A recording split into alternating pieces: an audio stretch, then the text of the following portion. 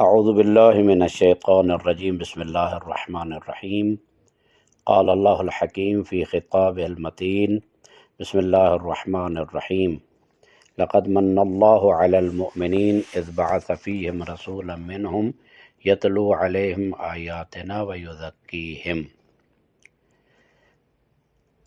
ویعلمہم الکتاب والحکمہ۔ مومنین مومنات، خداوند متعال آپ سب کی توفیقات خیر میں اضافہ فرمائے۔ بعثت اور معراج تاریخ اسلام میں پیغمبر اکرم سے مربوط دو اہم واقعات ہیں۔ قرآن مجید میں دونوں واقعات کا بڑی آب و تاب سے ذکر فرمایا ہے۔ البتہ اختلاف ہے شیعہ اور اہل سنت کے درمیان۔ اہل سنت 27 رجب کو معراج سمجھتے ہیں، اور شیعہ اور اہل بیت کی روایات میں 27 رجب المرجب بعثت پیغمبر خاتم کی شب ہے۔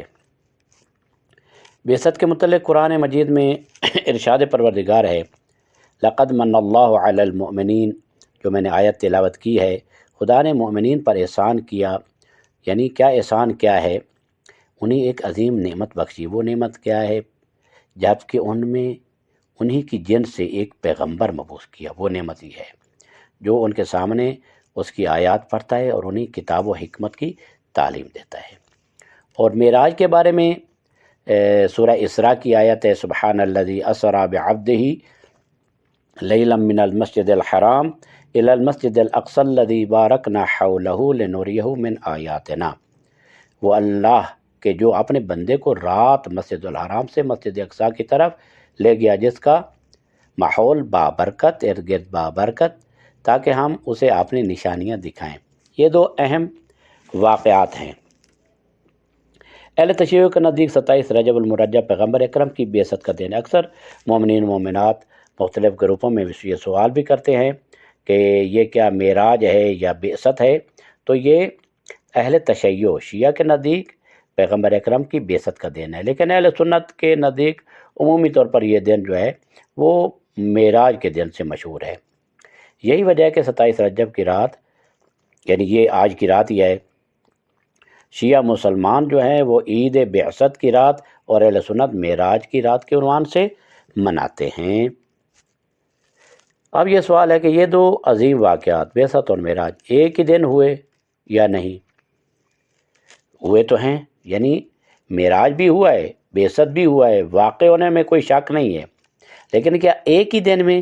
اس سوال کے جواب کے لیے یہ کہ بعثت اور معراج کے بارے میں علماء و مفسرین کے اقوال وہ مختلف ہیں۔ مسلمان علماء کے درمیان بعثت کی تاریخ کے بارے میں دو نظریات ہیں۔ ایک کا تعلق شیعہ سے ہے جو 27 رجب کو پیغمبر اکرم کی بعثت کا دن مناتے ہیں، لیکن دوسرا نقطہ نظر اہل سنت بھائیوں کا ہے۔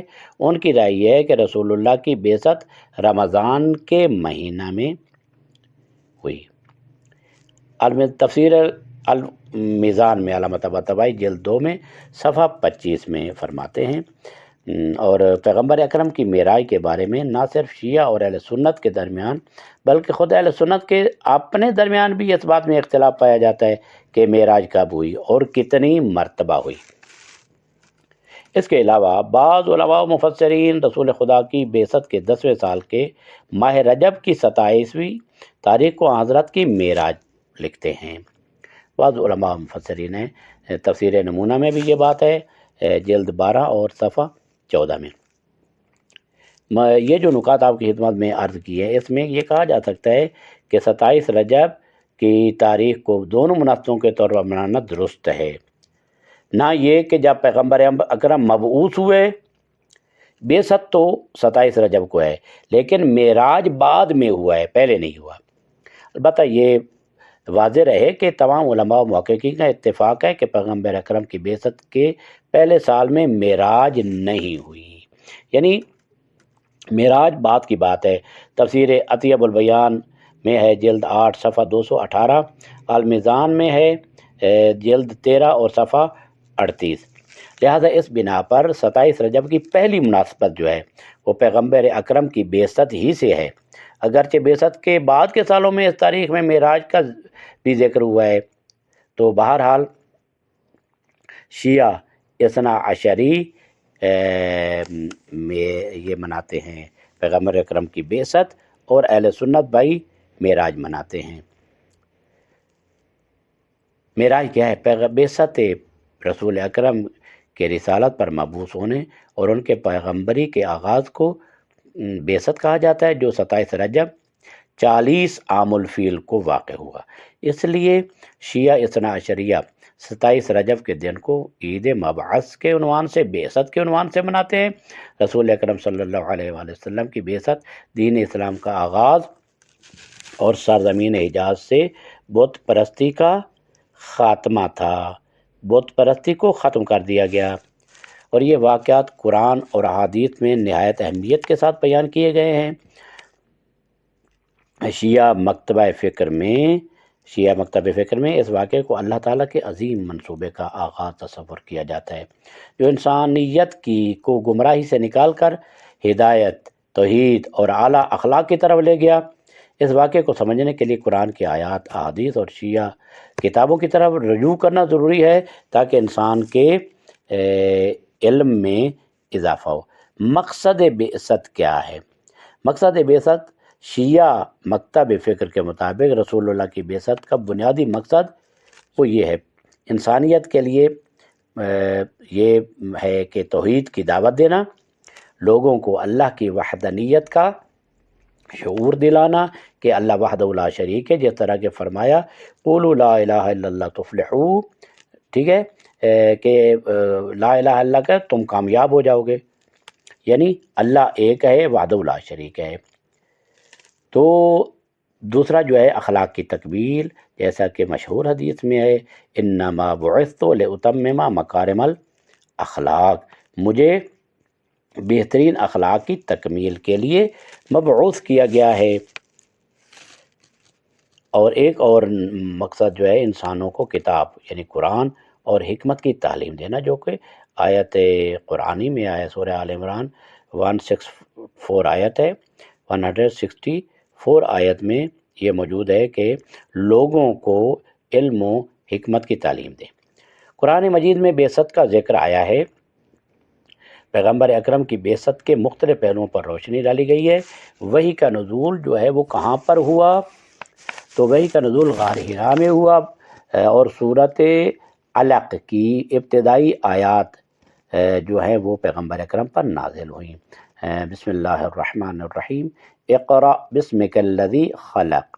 یہ سورہ علق یہ وہ صورت ہے جس میں سجدہ بھی واجب ہے۔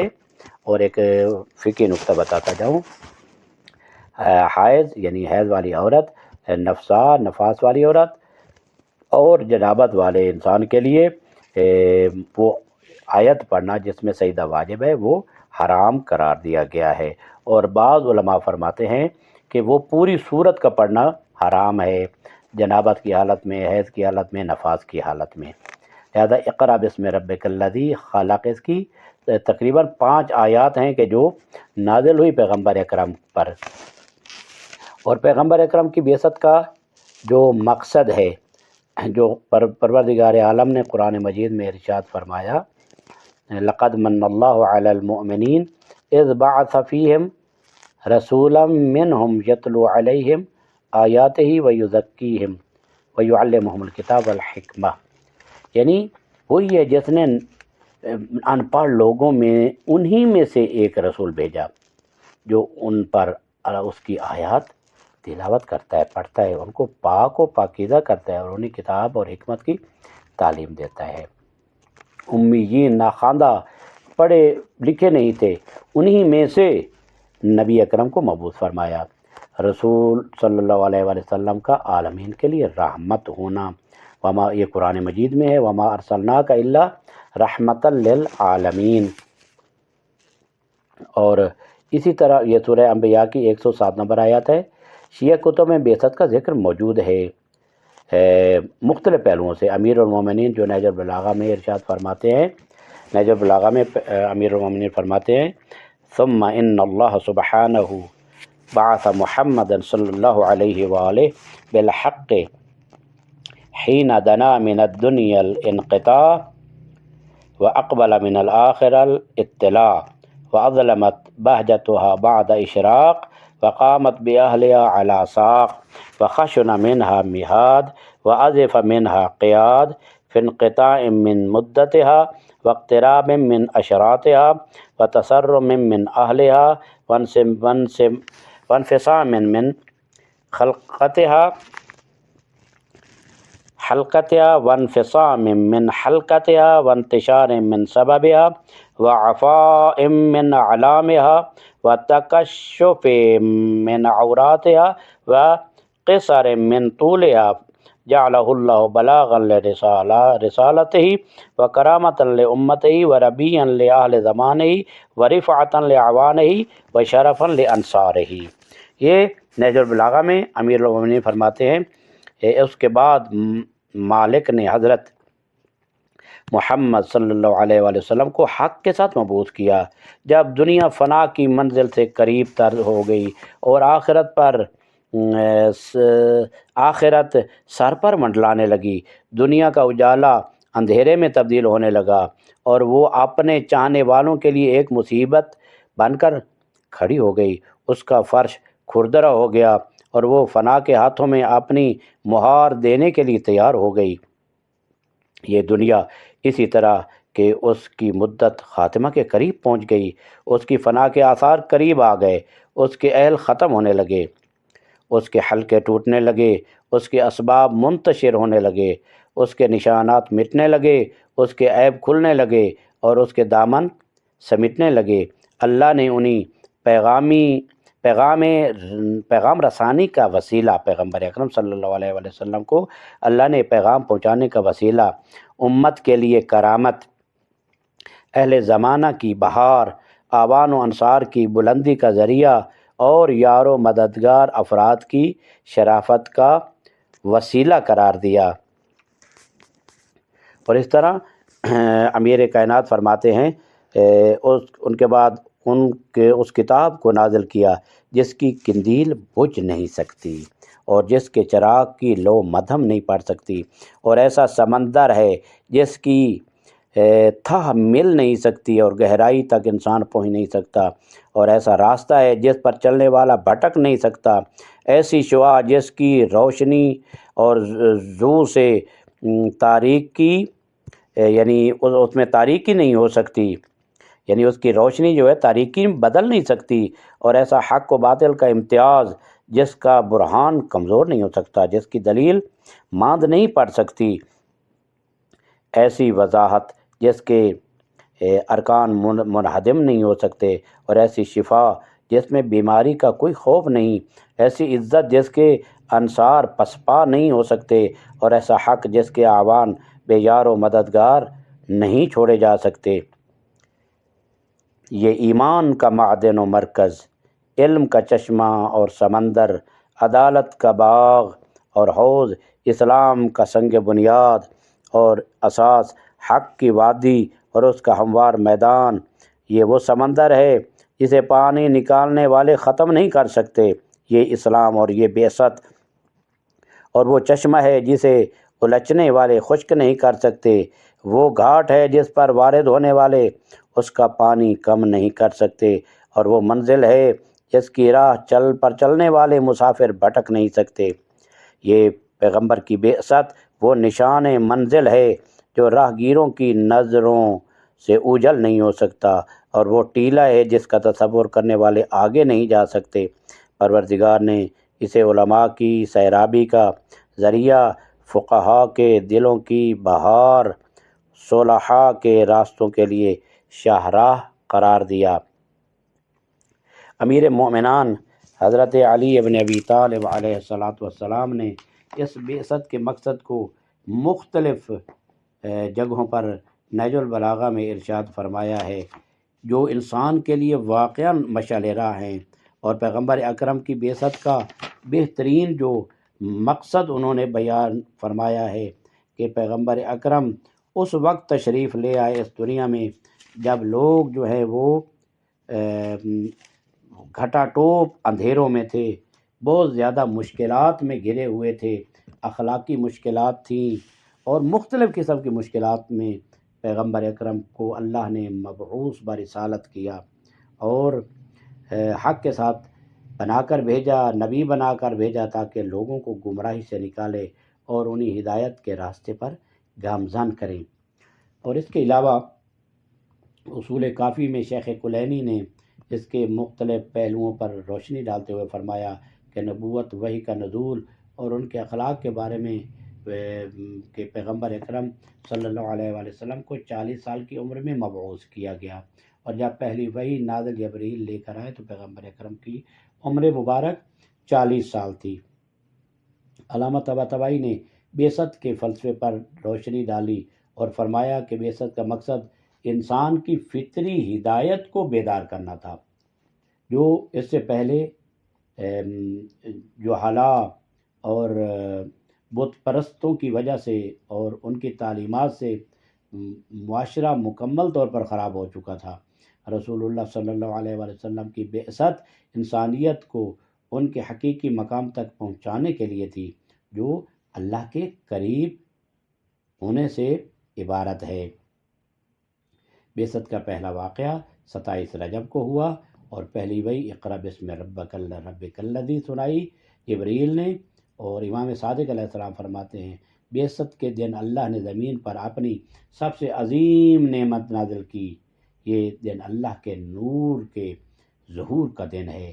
امام علی بن مصر رضا علیہ السلام نے فرمایا رسول اللہ کی بعثت اللہ کی تمام مخلوقات کے لیے رحمت تھی، ان کی نبوت نے انسان کو شیطان کی غلامی سے نجات دلائی۔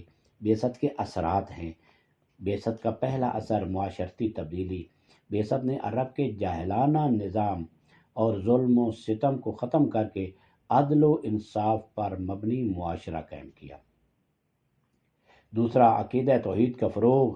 جو جاہل بتوں کی عبادت کرتے تھے، پہاڑوں میں رہتے تھے، غاروں میں رہتے تھے، ان کو کسی قسم کی کوئی علم نام کی چیز اور ان میں کوئی عقیدہ توحید نام کی چیز موجود نہیں تھی۔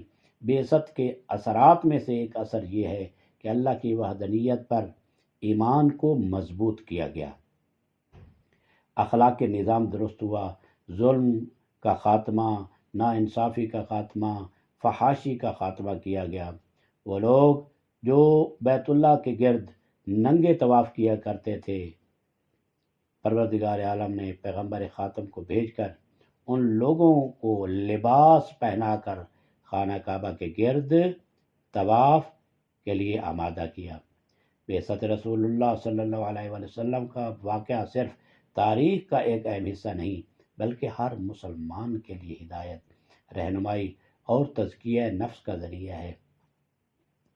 لہذا آپ کی خدمت میں بیان کر دیا گیا کہ شیعہ نقطہ نظر سے یہ 27 رجب پیغمبر اکرم کی بعثت کی شب ہے، اور اہل سنت برادران کے نزدیک یہ شب معراج کی شب ہے۔ بہرحال اس میں کوئی شک نہیں، پیغمبر اکرم کو معراج ہوا، لیکن بعثت سے پہلے نہیں، بعثت سے پہلے معراج نہیں ہوا ہے، بلکہ بعثت کے بعد معراج ہوا ہے۔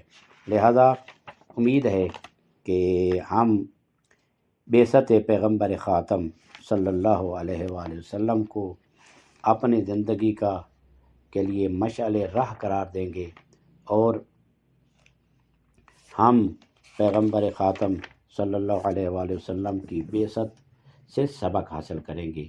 امیر المومنان حضرت علی علیہ السلام نے انبیاء کے اختیار کرنے کے بارے میں اور پیغمبر کی بعثت کے بارے میں فرمایا، یہاں تک کہ اللہ نے اپنا وعدہ پورا کیا اور اپنے نبوت کو مکمل کرنے کے لیے حضرت محمد صلی اللہ علیہ وآلہ وسلم کو بھیجا، جن کے بارے میں انبیاء سے عہد لیا جا چکا تھا اور جن کی علامتیں مشہور اور ولادت مسعود و مبارک تھی۔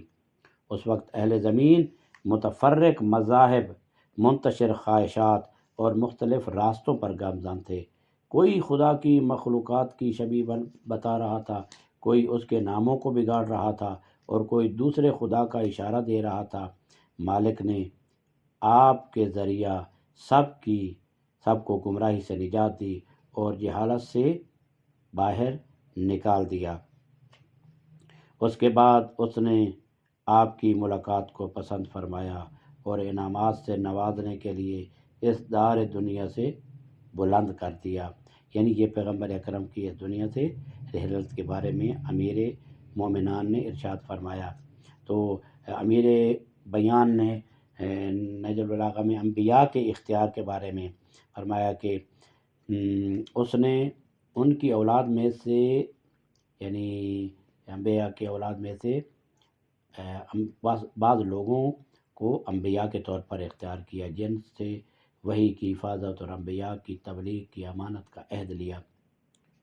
اس لیے آخری مخلوقات نے عہد الہی کو تبدیل کر دیا تھا، اس کے حق سے ناواقف ہو گئے، اس کے ساتھ دوسرے خدا بنا لیے تھے، اور شیطان نے انہیں معرفت کی راہ سے ہٹا کر عبادت سے یکسر جدا کر دیا۔ اور اس طرح بعثت پیغمبر خاتم کے بارے میں فرماتے ہیں امیر مومنان، پروردگار نے ان کے درمیان رسول بھیجے، انبیاء کا تسلسل قائم کیا تاکہ وہ ان سے فطرت کی امانت کو واپس لیں اور انہیں بھولی ہوئی نعمت پروردگار کو یاد دلائیں، تبلیغ کے ذریعہ ان پر اتمام حجت کریں اور ان کی عقل کے دفینوں کو باہر لائیں اور انہیں قدرت الہی کی نشانیاں قرار دیں۔ یہ سروں پر بلند ترین چھت، یہ زیر قدم گہوارہ، یہ زمین، یہ زندگی کے اسباب، یہ فنا کرنے والی اجل اور موت، یہ بوڑھا بنا دینے والے امراض اور یہ پے در پے آنے والے حادثات۔ اس نے کبھی اپنی مخلوقات کو نبی مرسل یا کتاب منزل یا حجت لازم یا طریق واضح سے محروم نہیں رکھا۔ کسی دور میں بھی اللہ نے اپنی حجت سے مخلوق کو محروم نہیں رکھا۔ ایسے رسول بھیجے ہیں جنہیں نہ عدد کی قلت کام سے روک سکتی تھی اور نہ جھٹلانے والوں کی کثرت۔ اس میں جو پہلے تھا اسے بعد والے کا حال معلوم تھا، اور جو بعد میں آیا اسے پہلے والے نے پہچنوا دیا تھا، اور یوں ہی صدیاں گزرتی رہیں اور زمانے پنپتے رہے، آبا و اجداد جاتے رہے، اور اولاد و احفاد اور اولاد کی اولادیں جو ہیں وہ آتی رہیں۔ لہذا یہ جو شب ہے بہت ہی بابرکت شب ہے، اور یہ بعثت کی شب ہے، اور اللہ کے انعام کی خصوصی شب ہے۔ یہ وہ شب ہے کہ جس شب میں یہ شیطان مردود یہ چیخ اٹھا تھا جب وہاں پر پہلی وحی پیغمبر اکرم پر گئی، تو امیر کائنات پوچھتے ہیں یا رسول اللہ یہ کون ہے جو چیخ و پکار کر رہا ہے؟ تو پیغمبر نے فرمایا یا علی ما اسمع تسمع ما ارا ترا، اے علی جو میں سنتا ہوں آپ بھی سنتے ہیں، جو میں دیکھتا ہوں آپ بھی دیکھتے ہیں۔ یہ شیطان مردود ہے جو اللہ کی میرے اوپر پہلی وحی کے آنے کی وجہ سے یہ چیخ رہا ہے کہ آج سے میرا سسٹم جو ہے وہ ختم ہو گیا، لوگوں کو گمراہ کرنے کا، نا امید کرنے کا، لوگوں کو کفر و شرک کی گہرائیوں میں پھینکنے کا سسٹم آج سے ختم ہو گیا۔ تو امیر المومنین علیہ الصلوۃ والسلام بھی فرماتے ہیں انی اشم ریح النبوہ، میں نبوت اور وحی کی خوشبو کو سونگا کرتا تھا، اور میں امیر المومنین فرماتے ہیں کہ میں پیغمبر اکرم کے ساتھ اس طرح رہتا تھا، اور انی اتبع الرسول اتباع الفصیل اثر امہ، جس طرح اونٹنی کا بچہ اپنی ماں کے قدموں پہ قدم رکھتا ہے، میں علی ابن ابی طالب اسی طرح پیغمبر کے ساتھ رہا۔ پیغمبر اکرم جب بھی وحی آتی تھی امیر المومنین کو اس وحی سے مطلع کرتے تھے، وہی اسرار و رموز علی امیر المومنین کو بتاتے تھے۔ اسی طرح یہ سلسلہ جو علم لدنی کا سلسلہ ہے وہ پیغمبر اکرم نے تمام علوم جو علوم الہیہ ہیں وہ امیر المومنین تک پہنچائے، امیر المومنین سے جناب زہرا، امام حسن و حسین، اسی طرح ہر امام تک وہ سلسلہ قرآنی، سلسلہ بعثت کے جو اثرات تھے اور وہ جو علم بعثت تھا، علم رسول تھا، وہ تمام ائمہ تک پہنچتا رہا۔ پیغمبر اکرم فرماتے ہیں کوئی آیت بھی آتی تھی، کوئی باہر کی تھی، باہر کے بارے میں، کوئی بار کے بارے میں تھی، کوئی مسجد کے بارے میں، کوئی ممبر کے بارے میں، کوئی میدان کے بارے میں، کوئی غار کے بارے میں، کوئی بھی حدیث اللہ کی طرف سے کوئی حکم آتا تھا تو وہ حکم میں علی ابن ابی طالب کو بتاتا تھا۔